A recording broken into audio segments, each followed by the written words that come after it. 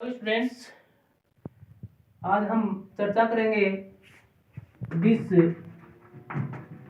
That these और those के बारे में। इन्हें पढ़ लें, आराम से समझ लें और फिर चैनल को सब्सक्राइब जरूर कर दें। देखिए, इनमें आप कंफ्यूज होते हैं, मैं आपको सिखा देता हूँ। आज टाइम लगेगा, टाइम आप इसमें यहाँ ध्यान देने की कोशिश करना, जरूर समझ में आ जाएगा। देखो, दिस, पहले यहाँ इनके शाब्दिक अर्थ देखो, वास्तव में होते क्या है। दिस का मतलब होता है यह, और ये जो दैट है इसका मतलब होता है वह, दीज का मतलब होता है ये, और दोज का मतलब होता है वो। इनके एक एक और अर्थ हैं, जैसे इनको हम कह सकते हैं यह या इस, वह या उस, यह या इस, दिस को कहेंगे, दैट को कहेंगे वह या उस, दीज को कहेंगे ये या इन, और दोज को कहेंगे वो या उन। अब देखिए इनका यूज कैसे है। मैं बात करूं दिस की, तो इसका मतलब आप समझ गए हैं। अब ये जो यूज होता है, इसका यूज जो है वो सिंगुलर के लिए होता है। वस्तुएं हैं, प्राणी हैं, एक वचन होना चाहिए, उसके लिए यूज होगा किसका? दिस का। दैट, बात वही है, सिंगुलर के लिए यूज होगा, और कोई भी वस्तु हो, प्राणी हो, जो भी हो, उसके लिए यूज होगा कौन? दैट। अब इन दोनों में अंतर ये है, ये जो दिस है इसका यूज होता है वस्तु या प्राणी जो भी है वो पास में है, अगर नजदीक है, कहने वाले के पास में है तो यूज होगा दिस का, अगर वो वस्तु दूर है तो यूज होगा दैट का। जैसे जैसे मेरे पास एक पेन है, तो मैं कहूं इज माई पेन।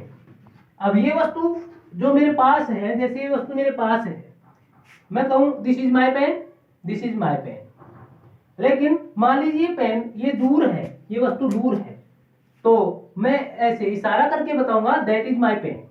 इसको कहूंगा दैट इज माई पेन। यहां पहली बात की सिंगुलर होना चाहिए, दोनों के लिए एक ही बात है, दिस और दैट के लिए सिंगुलर होना चाहिए। तो सिंगुलर तो है, पेन भी सिंगुलर है, पेन, इसमें भी पेन है, दोनों में पेन है और पेन सिंगुलर है, एक शर्त पूरी हुई। लेकिन दूसरी बात यह है, अगर वस्तु अपने पास है, पास के लिए आएगा दिस, और अगर वस्तु दूर है तो उसके लिए यूज होगा दैट का, ये ध्यान रखें। अब आगे देखें, दीज है, दीज का मतलब होता है या तो ये या फिर इन, ये इसका शाब्दिक अर्थ है। अब इसमें भी वही बात है जो दिस में है, दिस का यूज होता है नजदीक के लिए और दीज का यूज भी होता है नजदीक के लिए। लेकिन वस्तुएं जो हैं, प्राणी जो हैं, वो प्लूरल होने चाहिए। प्लूरल का मतलब होता है बहुवचन। अगर वस्तु पास में है, एक है, तो यूज होगा दिस का। अगर वस्तु पास में है, एक से ज्यादा है, तो यूज होगा दीज का, दीज का यूज होगा। और अब अपने पास बच गया कौन? दोज। दोज का मतलब होता है वो या उन।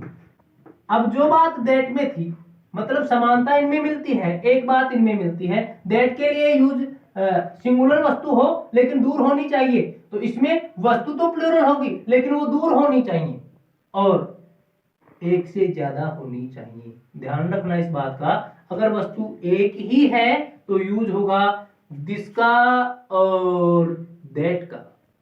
अगर वस्तुएं एक से ज्यादा हैं, प्राणी एक से ज्यादा हैं, तो यूज होगा दीज और दोज का। ये दो मिलते हैं यहां, एक समानता है इन दोनों में, दिस में और दीज में। वो क्या है कि वस्तुएं पास में होंगी। एक समानता है इनमें, दैट और दोज में। इनमें समानता ये है कि वस्तुएं दूर होनी चाहिए, पास में नहीं। अब ये जो दोनों हैं, ये सिंगुलर के लिए हैं और ये दोनों प्लूरल के लिए हैं। आइए कुछ एग्जांपल्स के माध्यम से हम इसको और अधिक समझते हैं। देखिए, दिस, दीज दोनों एक समानता लिए हुए हैं, दैट और दोज दोनों एक समानता, एक एक समानता है। लेकिन ये जो दिस और दैट है ये सिंगुलर के लिए यूज होते हैं और दीज और दोज प्लूरल के लिए यूज होते हैं। जैसे मैं कहूं, मैं यहां आपको ऐसे बता रहा हूं, जैसे मैंने ये ब्लैंक शुरू में छोड़ दिया, इज माई बैग। अब आप बताएं एक बार, मैं यहां वस्तुएं बना रहा हूं, जैसे ये वस्तु मान लीजिए पास में है, यहां देखिए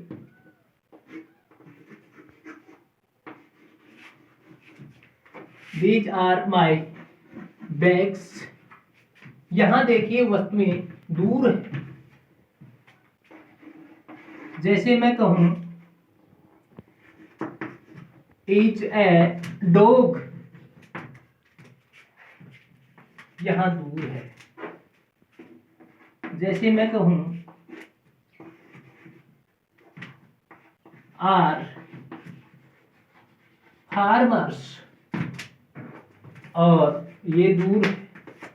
पहले तो आप यहां देखिए दो शर्तें, दोनों को ध्यान में रखिए। पहली शर्त है, अगर आप इसका यूज करते हैं, हर के लिए शर्त को ध्यान में रखिए, इसका यूज करते हैं जिसका, तो इसका मतलब हुआ यह है, यानी ये सिंगुलर के लिए होगी और पास के लिए होगी, वह ये प्लूरल के लिए नहीं होगी, सिंगुलर के लिए होगी। ये सिंगुलर के लिए होगी लेकिन दूर। दीज का मतलब ये या इन, ये पास के लिए होगी लेकिन बहुवचन के लिए। दोस्त का मतलब वो या उन, ये भी बहुवचन के लिए होगी, प्लूरल के लिए होगी लेकिन दूर के बारे में बताएगी। अब देखो यहाँ इज है, इसका मतलब आपको एक बात ध्यान में रखने की जरूरत है। मेरा वीडियो देख लेना, एक वीडियो डाला हुआ है इज एम आर का, उसमें देखना इज का जो प्रयोग है वो एक वचन के लिए होता है। अगर इज एक वचन है तो ये आप कंफर्म मानिए कि इन दोनों में से एक होगा, दिस या दैट। अब आप देखिए यहाँ वस्तु कहाँ है, पास में है तो क्या आ जाएगा, दिस, ये लो दिस। अब यहाँ देखो आर माई बैग्स हैं और बैग्स है दूर। यहाँ देखिए आर आते ही क्या हो गया, बहुवचन, प्लूरल है। बैग्स ये भी बहुवचन है, बैग्स, बैग में एस लगा हुआ है, एस या एस बहुवचन को बताते हैं। अब देखिए ये वस्तुएं दूर हैं, इसका मतलब इनमें से तो नहीं होगा क्योंकि बहुवचन हो गया, इनमें से एक है। अब वस्तु अगर दूर है तो दोज, पास है तो दीज, तो यहाँ यूज हो जाएगा किसका, दोज का। इज ए डॉग है कहां, दूर। इसका मतलब डॉग एक वचन है, एक वचन के लिए दिस और दैट है कहां, दूर है तो क्या आ जाएगा, दैट। अगला देखिए यहां आर आ गया, इसका मतलब इनमें से एक होगा, इज आएगा तो एक वचन, आर है तो बहुवचन है तो दीज या दोज में से एक होगा। इसलिए यहां देखो आर फार्मर्स है कहां, दूर है। नजदीक के लिए कौन आता है, दीज, और दूर के लिए कौन आएगा, दोज। तो यहां क्या लिखते हैं, दोज। आशा करता हूं आपको कुछ समझ में आया होगा, अगर आपने पढ़ा है, ध्यान से समझा है। अब आप कमेंट बॉक्स में लिखकर बताएं। मैं आपको एक प्रश्न पूछता हूं, जैसे इनमें एक दो देता हूं, मैं लिखता हूं इज ए कैट, जैसे आर स्टूडेंट्स। इन दोनों में आप कमेंट करके बताएं क्या आएगा। अब देखो पहले आपको ये बता देता हूं, यहां जो कैट है वो पास में है, नजदीक है। वक्ता जो कह रहा है उसके पास में है कौन, कैट। ये देखो यहाँ ब्लैंक है और उसके बाद में आर स्टूडेंट्स है, लेकिन ये स्टूडेंट्स जो हैं दूर हैं। आप कमेंट बॉक्स में मेरे को लिखकर बताएं इसमें कौन सा होगा, इसमें कौन सा होगा।